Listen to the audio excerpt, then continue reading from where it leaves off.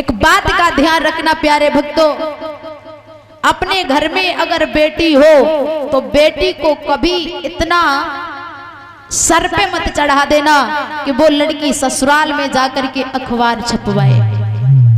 लड़की को, वैसे तो मैं कहती हूँ कि मैं भी लड़की हूँ, लड़की को सम्मान देना चाहिए, प्यार देना चाहिए, वो दुलार देना चाहिए, लेकिन लड़की को कभी इतना सर पे मत बिठा लेना जो लड़की ससुराल में जाकर के किसी से डरे ना, हर बात पर हर किसी को जवाब दे।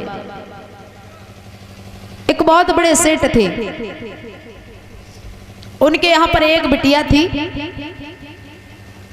तो वो सेठ जी जब भी आते हैं तो अपनी बेटी को गोद में बिठाल करके खाना खिलाते, बड़ा प्यार करते हैं। और उस बेटी से अगर तुम एक बात कहो तो 4 बातें पकड़ाते। एक बार सेठानी ने जवाब दो है कि महाराज जब लड़की को थोड़ो डांटो करो, काहे के मारे कि लड़का अगर थोड़ा गवार हो तो वो अपने घर पे रहेगा, लेकिन लड़की ये इससे एक बात कहो ये तो 6 पकड़ा देती है, ये तो पराए घर जाने वाली है। अरे थोड़ी सी तो अकल इसे होनी चाहिए कि कैसे बातचीत की जाती है, इसका कौन विवाह कर लेगा। सेठ जी कहने लगे हैं कि सेठानी तुम चुप रहो, हमारे पास इतना पैसा है कि मैं इतना पैसा देंगे हमारी लड़की का विवाह बड़े सुंदर से घर में हो जाएगा। एक बात का ध्यान रखना प्यारे भक्तों, धन दौलत हर जगह काम नहीं आती है, ये रुपया पैसा हर जगह काम नहीं आता। तो सेठानी ने कही जैसी आपकी इच्छा। अब धीरे धीरे बिटिया कुछ बड़ी हुई तो सेठ जी ने अपनी बेटी का विवाह किया, बड़ा धन दौलत दिया, बड़े अच्छे घर में की शादी। लेकिन बकी याद तब है उन्हें गई शादी हो गई, बात से कोई एक बात कहे तो वह 6 पकड़ाए देते। अब महाराज मायके में तो चले जाइए सब कुछ, लेकिन ससुराल में ना चलते। चली ससुराल के लिए तो माँ ने समझाया है बेटी जा करके थोड़ा मुंह बंद करके रहना, क्योंकि अगर कोई भी बहू बेटी लड़ाकू होती है तो सबसे ज्यादा माँ के ऊपर आछोप लगाया जाता है कि जैसी माँ वैसी बेटी।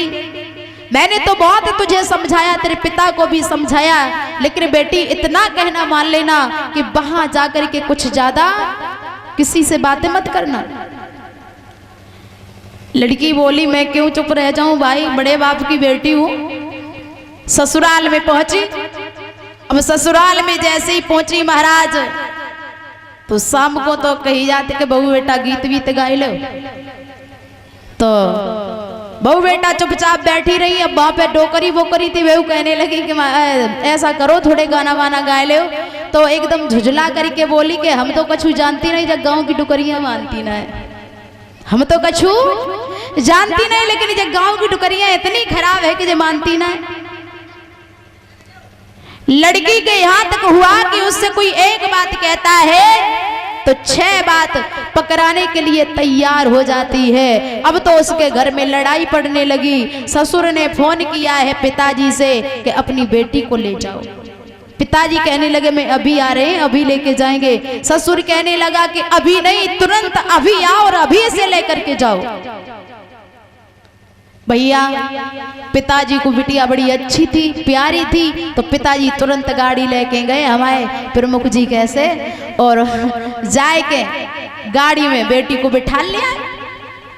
और जब बेटी को बिठा ले आए तो माँ ने बात पूछी कि बेटा जे बताओ तुम्हारे ससुर में क्या कमी थी, तुम्हारी सास में क्या कमी थी, तुम्हारे जेठ में क्या कमी थी, तुम्हारी जेठानी में और तुम्हारे देवर में क्या कमी थी। जवाब दिया है मैया मैं उस घर में नहीं जाऊंगी, चाहे कुछ भी हो जाए मैं यहीं रहूंगी। तो माँ ने पूछा कि बताओ तो तुम्हारे ससुर कैसे थे। जवाब दिया है कि मैया नंबर 1 का ससुर मेरा ठग है। हाँ चलो सास कैसी थी, बोली है कि मैया सास नंबर 1 की चुड़ैल थी। जेठ कैसा था, जवाब दिया है कि मैया 1 नंबर का मूर्ख था। जेठानी कैसी थी? जवाब दिया है कि मैया नंबर 1 की भूतनी है, भूतनी। देवर कैसा था? जवाब दिया है कि मैया नंबर 1 का डकैत। और तेरा पति कैसा है? जवाब दिया है कि मैया नंबर 1 का राक्षस है, मैं उस घर में नहीं जाना चाहूंगी। तो मैया ने कही कोई बात नहीं रहो, लेकिन भैया ध्यान रखना जब तक लड़की की शादी नहीं होती है तब तक गांव में चर्चाएं नहीं होती, लेकिन अगर शादी हो गई बिटिया 2-4 महीना रुक गई तो पूरे गांव में आग सी लग जाती। अब बेटी जब वहां रहने लगी तो एक जगह मंदिर में पूजा करने के लिए गई, तो पुजारी जी ने जवाब दिया है कि बेटी जब बता 4 महीना हो गए तू गई नहीं, कर लड़ाई करके आई। अब तो उस बेटी को हर कोई पूछता है कि बेटी क्या बात है, क्या बात है, तो बेटी कुछ बता नहीं पाती। प्यारे भक्तों, इसके बाद में उसकी माँ ने उसे शिक्षा दी है कि हे बेटी, अगर तेरी सास तुझसे कुछ कहे तो उनको नमस्कार करके अच्छे से समझा दो। ससुर कुछ कहे तो पिता के समान दर्जा दे करके उनसे कि पिताजी ऐसे शब्द मत बोलो।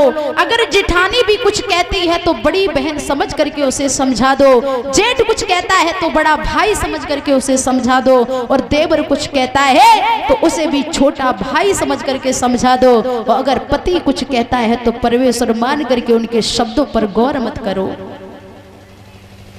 आज बेटी ने अपने माता के वचनों को धारण किया, और धारण करने के बाद में पिता वो अपनी बेटी को लेकर के ससुराल में पहुंचा, और ससुराल में जाने के बाद में महाराज शाम को पहुंची, और सुबह ही जैसे बहू है तो 4 बजे जग गई, और 4 बजे जाग के उनने चाय बनाई। चाय बनाए के सबसे पहले सास के पास लेके गई, तो सास तब खुशी से बड़ी एकदम उछल खड़ी हुई, कहने लगी कि आज पूरब के सूर्य ये पश्चिम में कैसे उगने लगे।